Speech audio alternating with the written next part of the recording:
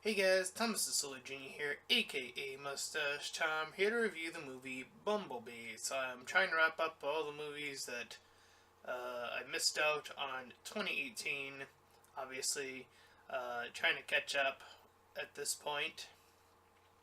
Checked out BumbleBee, not with too high expectations, and I think that actually ended up helping because I thought this was probably, in comparison to the first Transformers movie, I think this might actually be the best Transformers movie, and I'm pretty sure everyone who's seen this movie will probably be inclined to agree with that.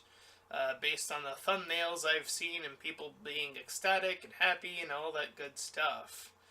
So, uh, I will say that just in advance, I think that this probably should have been the start of the Transformers movies. I mean, it is set as a prequel, but you know how some things are where they exist and then they decide to make a prequel afterwards.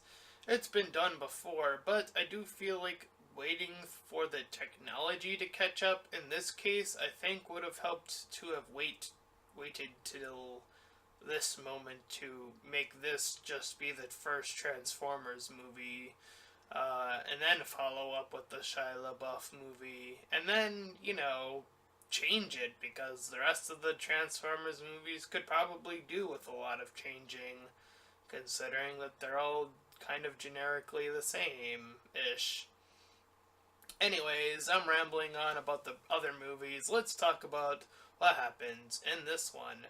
So we actually start on the planet where the the Autobots and the Decepticons, there we go, are fighting each other. I honestly don't remember what the name of the planet is, but Bumblebee is sent on an important mission to sneak off to Earth, and this is an Earth's, this is a planet-saving mission, so he decides to go about doing it.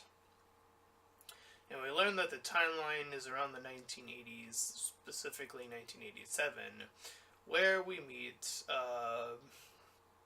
these men, these soldiers that are gunning each other, and we meet John Cena's character, whose name is Jack, but for simplicity's sake, I'm just gonna call him John, because it's just John Cena. So, as John Cena is done gunning, a huge meteor hits down near them, and that one happens to be Bumblebee. And John Cena sees this and he's freaked out and he starts to order his men to attack Bumblebee. So he flees from this scene, cutting down trees to try to narrow up his escape. But he is quickly surrounded by the various men who come around to start shooting at him. He tries to start explaining what's going on, but a blue Decepticon comes up and somehow knows Bumblebee's location. I guess he was omitting it, his location. I guess that's a thing. That's like the only small issue I had, at least during the beginning. But the two of them obviously fight. And during this fight, the blue Decepticon takes out BB's. That's what I kept calling him in my note, BB. Takes out his vocal cords. Now, there was that other Transformers movie, the one with the knights. Oh god, I don't even remember what it was called. I don't even remember the timeline of that, or Bumblebee. Yeah, it's really confusing now that I think about that movie, but whatever. We'll pretend like that movie doesn't exist for this case, because I don't remember what the timeline is of that. Anyway, nonetheless, he's able to fend himself off from this blue Decepticon and work his way back and finds a little buggy vehicle, and so sort of hides out, staying transformed. Thus, we cut to our main heroine of the movie. Her name is Charlie. So, we meet her parents, or her stepfather, Ron, and her mom. And she's sort of this, mechanic. Well, that's what she's inspiring to be partly. She's also inspiring to be or was inspiring to be a diver of some sort. I guess in a swim team or something. But due to some clever, into some obvious writing, we get to hear some of that come out. She also has a little brother, probably from the Ron side, who does karate or some sort of martial art. I'm not sure if they specify which one. Nonetheless, when she's just doing her day-to-day task, she makes her way to work, which she bumps into who I just called throughout the my entire movie notes the obvious crush guy. You know, it's the guy that she's gonna bump into, and then they're gonna have the awkward, like, oh, it's weird, and then they're gonna get to know each other, and then they're gonna start to slowly build up a romance, and sure enough, that is exactly where this goes. So I was a bit like, yeah, okay, whatever, fine. She gets her guy or whatever. But she does bump into this other guy where she makes a mess of things, but I guess she kind of gets off pretty fine, I guess. Anyway, she starts to ride off and goes to the mechanic place where we see her divulging the right tools, so we know again that she's into the cars. So she eventually bumps into some boats and then discovers BB's location without truly knowing its identity, or his identity. So, while that's going on, the two Decepticons that we see that are still up on that planet are demanding the answers out of this one Otacon that's like, no, I'm gonna just keep saying my name, and then they kill him. So, while that's going on, we cut back to BB, who is sending off a partial signal so they know that he's in some sort of vicinity of where they are, or where he is, I should say. Excuse me. But, she's trying to being Charlie, trying to mess with another car, and not being able to finish it. So she starts to talk about missing her dad some more, her real dad, that being. And so we go to the next day, and then it's her birthday. So the mom gives her like this helmet, and the dad gets her this bad smile book or whatever. And when she arrives back at the shop, the old man that's there gives her the car for free, essentially. And we cut to a montage of her trying to fix it. So she does get the car, get BB, drops him off at her little garage. And BB comes to transform, and she's like, whoa! And he eventually stumbles into the corner, and when things come awry, he changes back to a car, just so that the two of them know of this little thing that they got going on.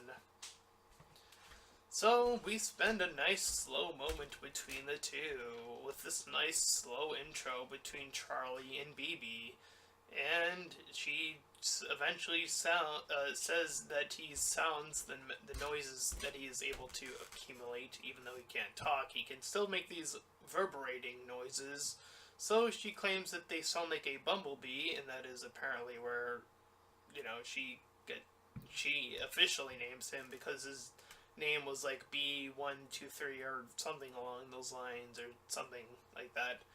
Um, and the moments that are in this little garage, I feel like this is exactly what Transformers should have been from the very beginning. This is what I feel like was severely missing, besides the first movie, which I do think is fine. I do remember it being fine.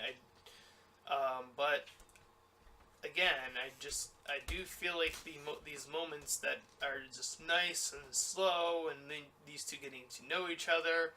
That is what I feel like Transformers is. This connection between human and Transformer. And when we get to the fighting, that is what makes the fighting more impactful. That is what, fighting the Decepticons, it gives that the weight it needs instead of it just being, oh, we're just fighting. And yeah, sure, you could say that the planet was on the line all those times, but there really wasn't ever. It never really felt like there was much of a human connection in most of the movies, and again, that is probably one of the biggest things I think you need especially in a movie like this, where you're dealing with a human and a transformer. Even Bumblebee himself, as a character, as I said, the technology they are able to pull here feels a lot more amazing. They are able to express Bumblebee's eyes much more than they did in, I think, any other movie. To my recollection of watching other Transformers movies, I've never seen his eyes move in this sort of way, where you can tell what he's feeling just by the way he's looking at things. He's confused, or he's scared, or he's angry. You can tell all of these things just by his expression. You don't need to have him say, like Very Little Mermaid. That's the apt comparison that I felt like making. And I just want to spend some time really acknowledging that this is where I feel the movie's biggest strengths really do come in. Are these really nice slow moments, especially in the garage with these two just talking or trying to interact with one another. So we cut to two random people arguing, this couple, and these two other meteors fall down, one near them and then one on top of the guy, killing him outright. And we see the other two Transformers are moving in. So, this deputy calls it in to John that they have, more have arrived that are moving in, and that they're moving west. So, meanwhile, back at the house, the mom takes Bumblebee out to do a thing, and then, hijinks ensues where Bumblebee's like messing around in the back, but it's not in the front. Hey guys, I'm back with my review of Bumblebee. And I'm saying that because I got cut off and then had to wait a few hours. So I am saying this as an obvious cut. And I always want to be honest with the people who are still watching this, if you are even watching this still. So, yeah, I'm always here to be honest with you guys. I had a cut, and it sucks, but sometimes I just gotta do that. Anyways, getting back to the review of Bumblebee. So last week, where I left off, I believe I was moving on to Charlie moving on and actively avoiding Mr. Crush Guy. So, she takes over for her mom's car, which is Bumblebee at this point.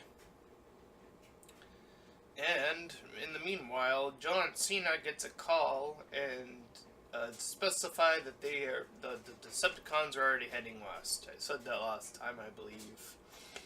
So, meanwhile, Charlie starts to train Bumblebee not to transform, or to actually transform when people other than her are around, into a car, obviously. He kind of goofs up a little bit. Still sick, obviously. And the Decepticons move into the military after this little scene of them training together. So,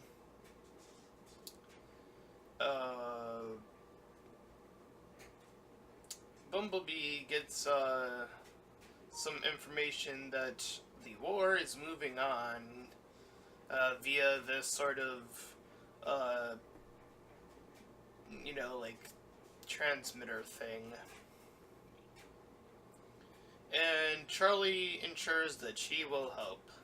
And she even starts to begin to install a new radio, as the one that he had was busted.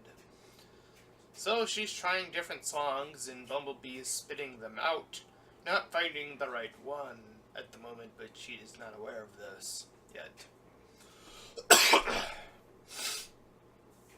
And once again, another great moment of them in this little area, this little garage, of Charlie talking to BB about her dad, and then her hugging it out with BB again.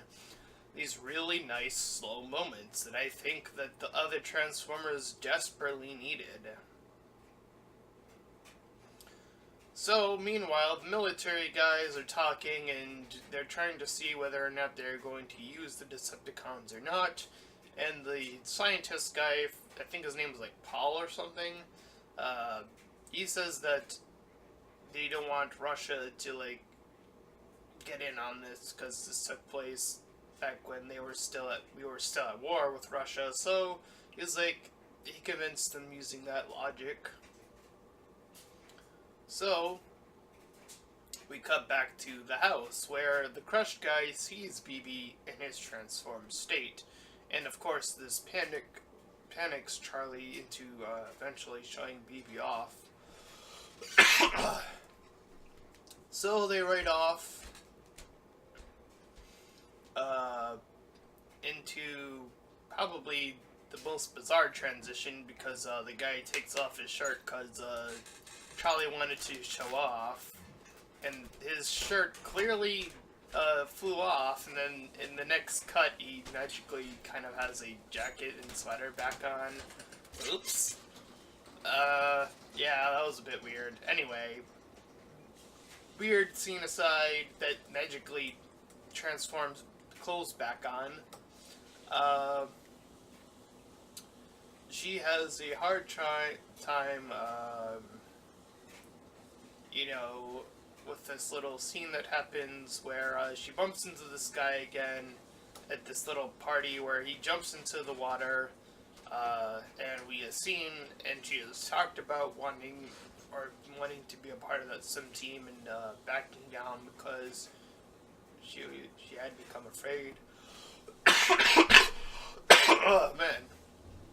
And this girl in red starts to mock her, saying something about her dad, not having her dad anymore, and obviously that hurt her. So she leaves. But the crushed guy convinces her, along with BB, to go along and prank this girl's house. And BB kind of overdoes it, crushing the car in the process. And she's already there somehow, yep. Or someone she knew was already there, I don't know which one, but either way, they end up fleeing the scene before they get caught. But they do get stopped over by the police or a cop car, and BB starts to speed up. He starts to transform in the middle of the sequence to show off that he is capable of doing these mid transformations. There's also either happens later or earlier in the movie. I forget which part, but I think I might have mentioned it last time. But anyway, so Charlie leaves BB to go to work. Actually, I'm just going to talk about this now. And Uh, oh man. BB changes, transforms, seeing their dog. It is trying to like touch it or like examine it or something. So he breaks through the door and starts to fumble around the house and is destroying it in the process because he does not understand things. And this is a very fish out of water scene right here, if I've ever seen one. He plugs into a electrical outlet, and then a surge goes out, and his signal is specified. Now they know exactly where he is. So, in the process of working, Charlie gets a call from the Crush guy, and she sees the damage that he has done. So she tells him to fit through the door, and as I mentioned, he does like that mid-transformation thing where like he turns part of himself into the car to like squeeze through the door, but like halfway. It's pretty interesting, like that mid-transformation sequence. So anyways, the parents return home to see, or the mom and the son return home, I don't think the other guy did, to see the damage done, and this leaves them to yell at her to leave it. Yell at Charlie, then Charlie to get upset and leave. But as soon as they leave, they get surrounded by the military, who know their location, and they surround BB as well. So BB, that being BumbleBee, if that didn't catch on from before, grabs on to Charlie and starts to flee, with John chasing on. So the Decepticons arrive on the scene, and they have managed to stop them. So, BB and Charlie get shocked out. Meanwhile, we cut to the next moment of when she awakes and she sees that John is talking along with the parents, and she's trying to explain her side of the story, and she's in a pretty losing argument right now. So she goes outside where the Crush is, and her brother as well is, and gets him on it as well. So the Decepticons now have BB in a hostage situation, and they're questioning about where Optimus is. And in the process of them just talking, like saying what they're exactly going to do, the scientist guy Paul calls John saying that he fucked up. And the movie even calls this out, saying, with John having the line of, you know they're Decepticons, right? So, yeah, Paul's pretty stupid. Oh, excuse me. So, the younger brother, does a bad job of lying, leaving the parents to go where Charlie is heading. Meanwhile, the Decepticons, two of them, the red one and the blue one, shoot down BB. But Charlie heads in afterwards and essentially sparks him back to life. Haha. Using those little guns that they had. Or, he also has the... Does he have an old spark? I don't know. I assume he would. Anyway. Anyways, a little bit of magic happens as Charlie and the Crush guy get knocked back by an explosion. They don't die. Yeah, there are a few moments in here where I'm like, yeah, you probably should have died there, but, nonetheless. Oh man, this is bad. Ugh, I'm so sick. I'm so sorry, everyone. Anyways, BB, sees Charlie get hurt, and not die, but, his eyes flash red, and he starts firing back at the, military. Slaps John away.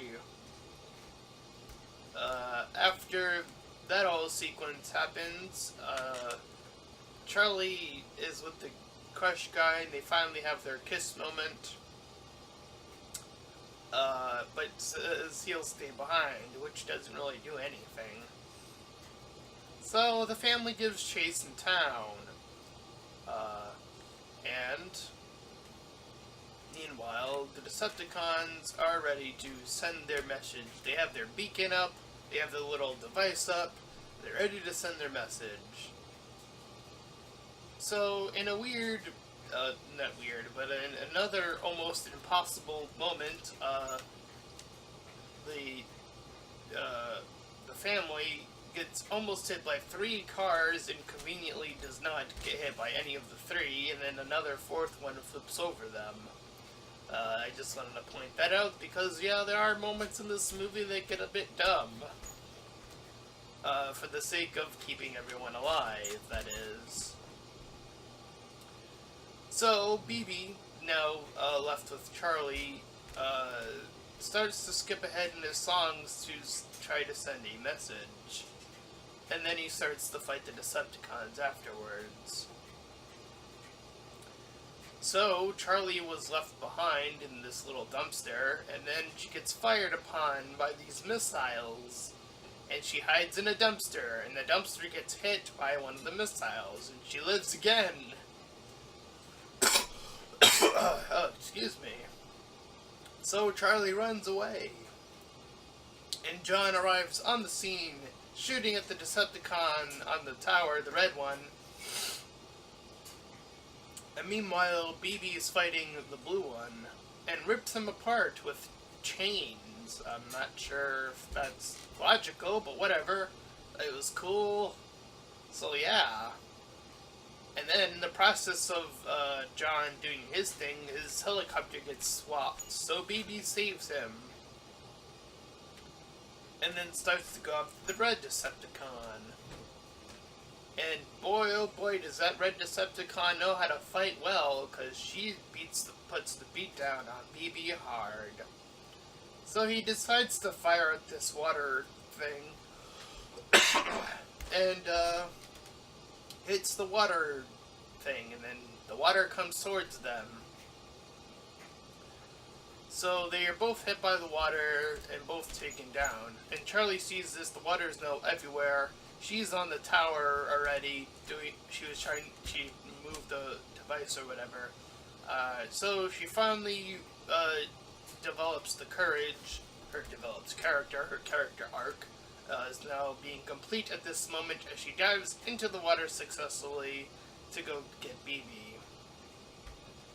Meanwhile, after they are saved of each other, John sees them and tells them to leave, and, does that whole thing of, newfound respect, and so on. So, Charlie, and BB sat on their horizon, just like on this poster. Weird that the poster reveals where they end, but whatever. And she is there with BB, and BB sees a chimera, leading word to the first movie would have his vehicle as, and turns into that, and then heads off. And Charlie returns home to hang with her crush. And that was BumbleBee, and as I said, I do think that this should have been where the Transformers movie started. This is definitely the most solid Transformers movie I think I've seen, I think surpassing even the first one. I don't remember how well the first one holds up, but, this does have its dumb moments. Yeah, I'm not gonna argue that. It really does, but, I think those moments that allow the two characters to develop, you're still rooting for the characters, and I think that surpasses some of the stupidity that does happen later on. It's like, you're still rooting for these characters. She's a really good actor. She does emotions really well. BumbleBee, does really good with the whole eye thing and the whole emoting that way. The moments as I mentioned, in the garage, all those moments are really fantastic. Probably some of the most solid moments. It's really hard to define why in some movies a few scenes can make a movie, while in other cases, Spider-Man Into the Universe, I would argue that, in this case, where some scenes do not fulfill a movie. It's really hard to define which is which. I think I would have to create a separate video and explain why I think that happens, but I think in this case it does help, and I think one of the reasons it does help here is that there are less characters to worry about here. You know, there's a lot of focus on Bumblebee, there's a lot of focus on Charlie, not as much as John's character, and that's okay, he's kind of like the side character here.